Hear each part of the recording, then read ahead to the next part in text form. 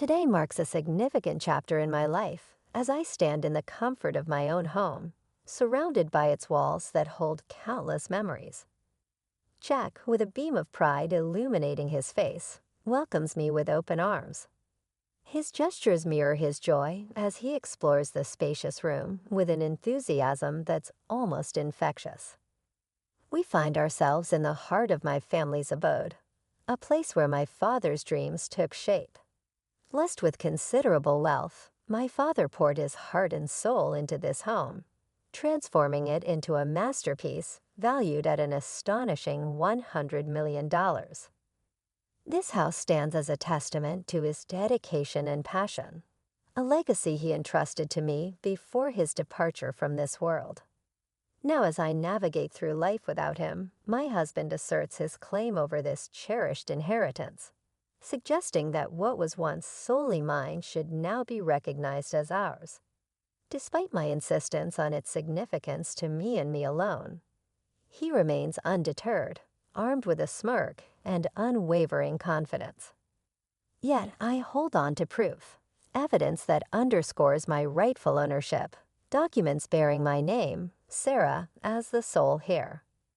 At 42, my life is intertwined with the digital realm thanks to my role at an online bank.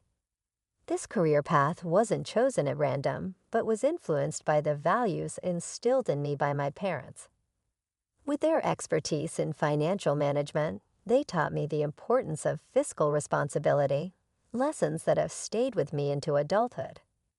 Growing up in affluence, they ensured that I understood the value of money, urging me to appreciate and conserve it.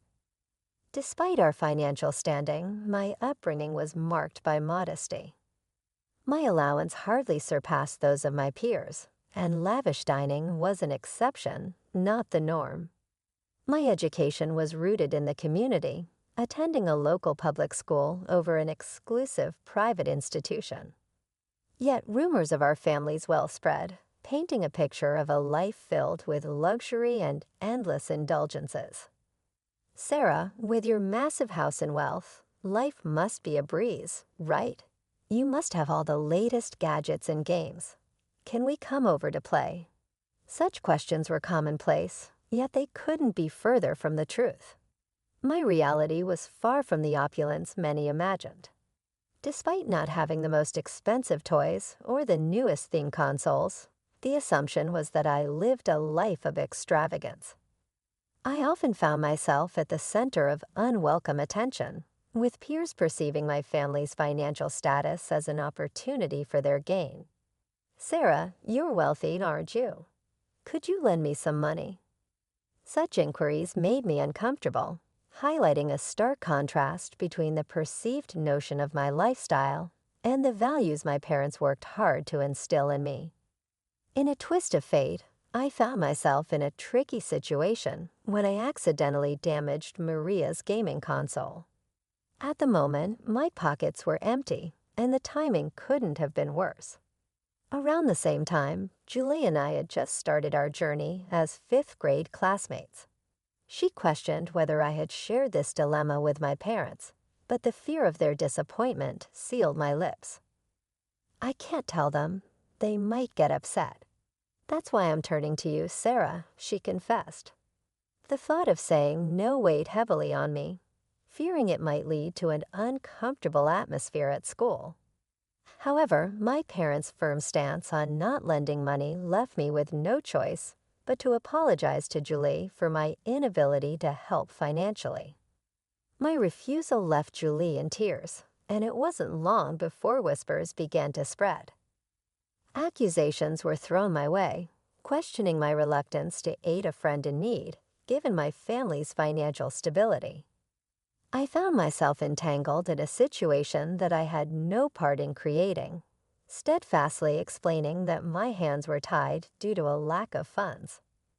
Amidst this, Maria chimed in with a judgment that stung, suggesting that I valued money over friendship. The situation escalated as Maria and Julie wove a web of lies around me, claiming I had borrowed money without repaying and refused to cover the cost of the broken console. The school's faculty soon untangled the truth, reprimanding Maria and Julie for their actions.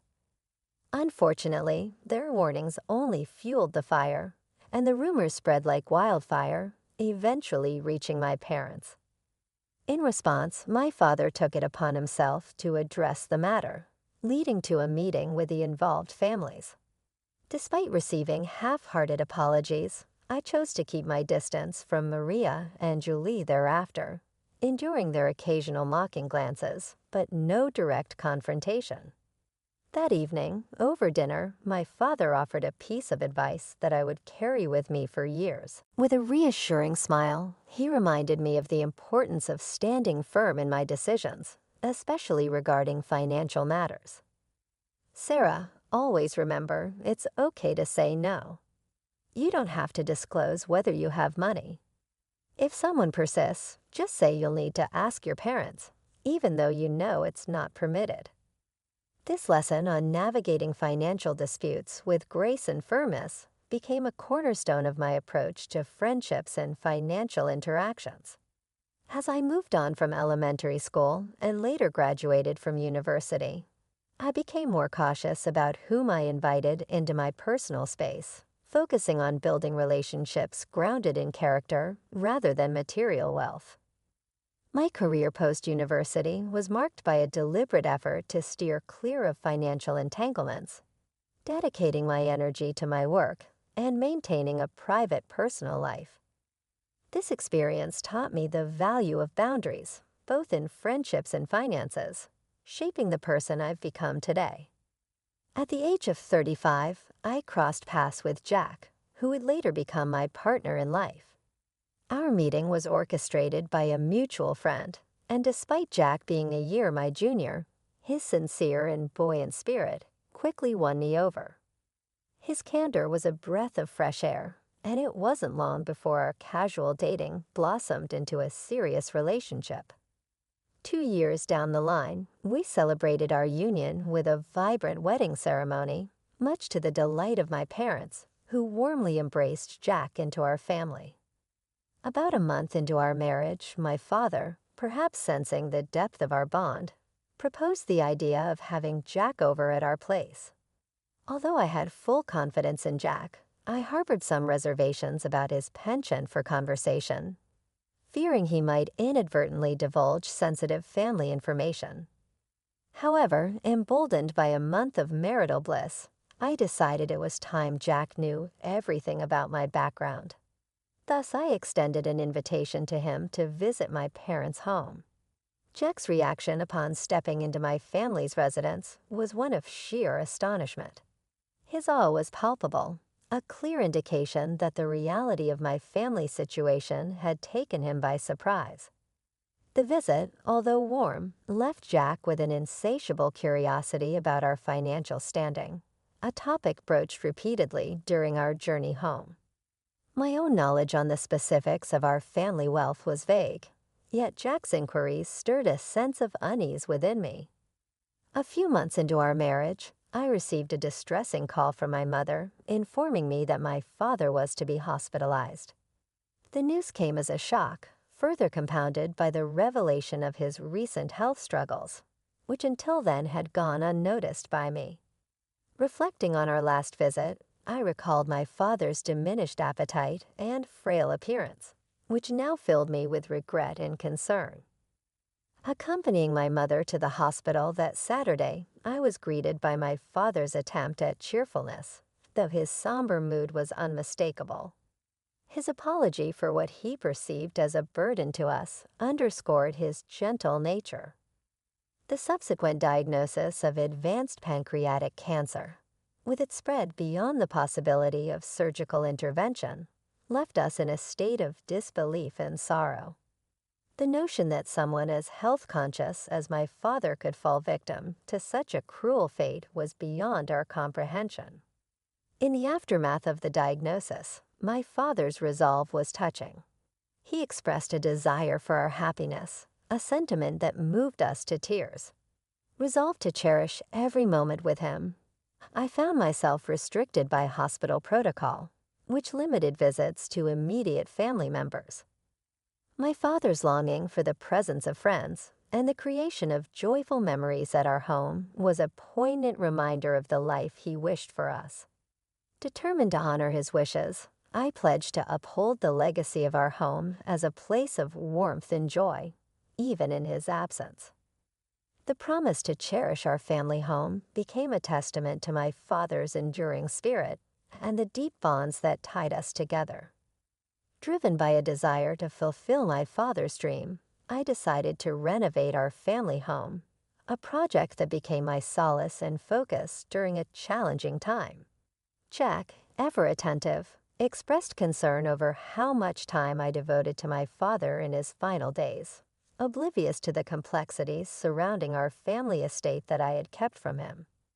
When Jack inquired about my father's health, I confided in him about the difficult journey we were facing, finding some comfort in his support despite the whirlwind of work, hospital visits, and the emotional toll it was taking on me. However, tension surfaced when Jack's curiosity veered towards my father's finances and estate.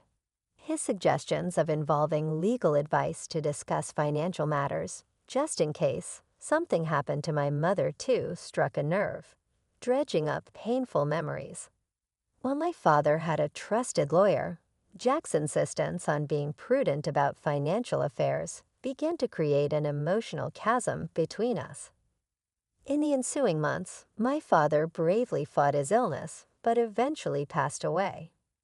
The inheritance discussions that followed among family members led to me receiving a substantial house valued at $5.5 million. Jack's escalating interest in the inheritance, despite my attempts to keep him at bay, only intensified the strain.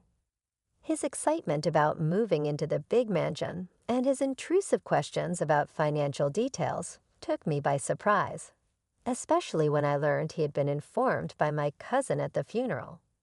The cousin's offhanded remarks about the house being a waste if left empty only added to the tension. My explanations to Jack that the inheritance was not communal property seemed to fall on deaf ears, leading to an increase in hostility between us.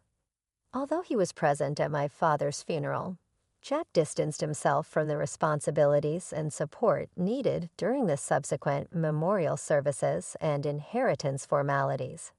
After some time, as life began to find its new normal, Jack revealed a shocking turn of events. He claimed to have changed the ownership of my family home into his name, presenting legal documents as evidence. This revelation not only breached the trust I had placed in him, but also signaled a profound misunderstanding of the boundaries and respect integral to our relationship. The complexity of navigating inheritance matters had unveiled deeper issues in our marriage, prompting a reevaluation of our values, trust, and the future direction of our partnership. The revelation from Jack left me reeling, struggling to comprehend his actions.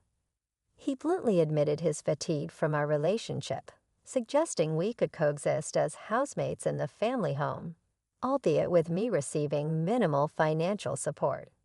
His ultimatum of divorce if I resisted was a jarring twist to our already strained relationship. In a mix of shock and despair, I implored him to reconsider his sudden decision and the unauthorized change in property ownership. Jack disclosed that he had sought legal counsel to facilitate the ownership transfer without my consent. The situation escalated to the point where divorce seemed the only viable resolution. Heartbroken and disoriented, I began to distance myself from the home and life I shared with Jack, attributing his betrayal to the corrupting influence of potential wealth. The following day, Jack's demand for the house keys, claiming ownership of my ancestral home, pushed the situation into further turmoil. His attempts to forcefully enter the property were thwarted by the timely intervention of security personnel. I presented the authentic ownership documents to the guards, firmly establishing my rightful claim to the house and inheritance from my father. Jack, confronted with the undeniable proof of my ownership, was visibly shaken. His misunderstanding stemmed from a supposed legal advisor named Jerry, who had promised to navigate the complexities of inheritance law on his behalf. Entrusting Jerry with a significant sum of $360,000 to alter the property's registration, Jack had fallen victim to a deceitful scheme. In the midst of this confrontation, Jack's emotions surfaced as he repeatedly attempted to contact Jerry, only to be met with silence. His frustration boiled over, denouncing Jerry as a fraudster preying on those blinded by greed. Jack then directed his bitterness towards me, criticizing my expenditure on what he deemed frivolous, questioning my understanding of inheritance registration and associated costs. Despite his attempts to salvage our marriage, suggesting we reconsider the divorce, the breach of trust and the depth of his deception were insurmountable. I requested the security guard to escort him away, closing a painful chapter of my life. In the months that followed, reflection and distance allowed me to process the events, reinforcing the importance of trust and honesty in the foundation of any relationship. The ordeal with Jack, underscored by manipulation and betrayal, served as a poignant lesson in guarding against the allure of wealth at the expense of personal integrity and love. On the solemn occasion of my father's first memorial service, held at our family temple, Jack made an unexpected appearance. Since our divorce, life has not been kind to him. Jobless, entangled in financial woes, and seemingly betrayed by those he once trusted, Jack cut a forlorn figure.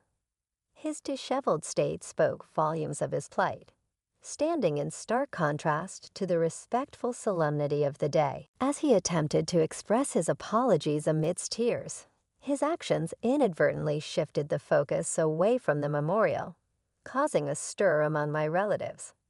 Despite his emotional turmoil, I found myself compelled to ask him to leave, a request that ultimately necessitated intervention by security. This incident, happening during such a poignant moment, left me with mixed feelings. Eager to move forward and distance myself from the shadows of our shared past, I decided to relocate from my parents' home, a decision that had been in the works. I settled into a new abode, severing my connections with Jack, who, despite everything, continued to visit the family property, now transformed into a thriving rental villa. My mother and I embarked on this new venture together, managing the villa that blossomed into a vibrant place of joy and respite for many. Jack, on his end, appeared to have embarked on a path of self-improvement, securing a new job and earnestly pursuing a fresh start. The transformation of our family home into a rental villa not only honored my father's vision, but also became a haven for guests from diverse backgrounds. The villa, celebrated for its picturesque setting and expansive garden, quickly grew in popularity, hosting an array of events from intimate weddings to joyous family gatherings. Managing it alongside my mother deepened our bond and immersed us in a fulfilling journey of hospitality and service. In time, the success of the villa enabled us to enhance its offerings, introducing a swimming pool, an inviting outdoor lounge area, and a playful corner for children. Our dedication to creating a welcoming and memorable experience for our guests solidified the villa's status as a premier destination, drawing travelers in search of tranquility and unforgettable moments. This venture not only allowed us to realize my father's dream, but also provided a platform for creating cherished memories, echoing the warmth and hospitality that he had always envisioned for our home. While tending to the garden of our rental villa, a sense of profound satisfaction washed over me.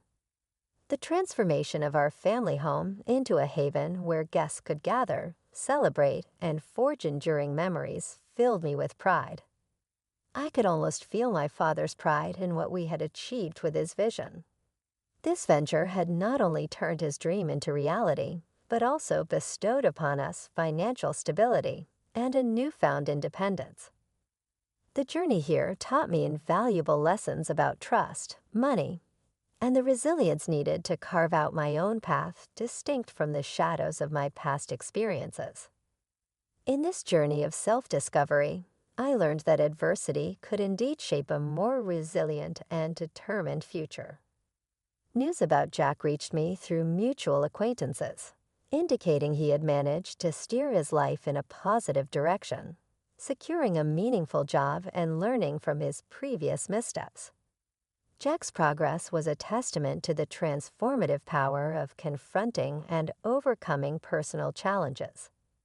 Knowing he was doing well brought a sense of peace, affirming that both of us were on our respective paths toward healing and self-improvement. Ultimately, my father's dream served as a catalyst for growth, not just for my mother and me, but for everyone who crossed the threshold of the rental villa. It became a sanctuary where guests could experience joy and make memories to cherish for a lifetime. The success of the villa stands as a living legacy of my father's vision, constantly reminding us of the values of resilience, determination, and the profound impact of realizing one's dreams. Through this endeavor, we've created a space that extends beyond mere accommodation. It's a source of joy, a site for celebration, and a testament to the enduring spirit of dreaming big and working hard to make those dreams come true.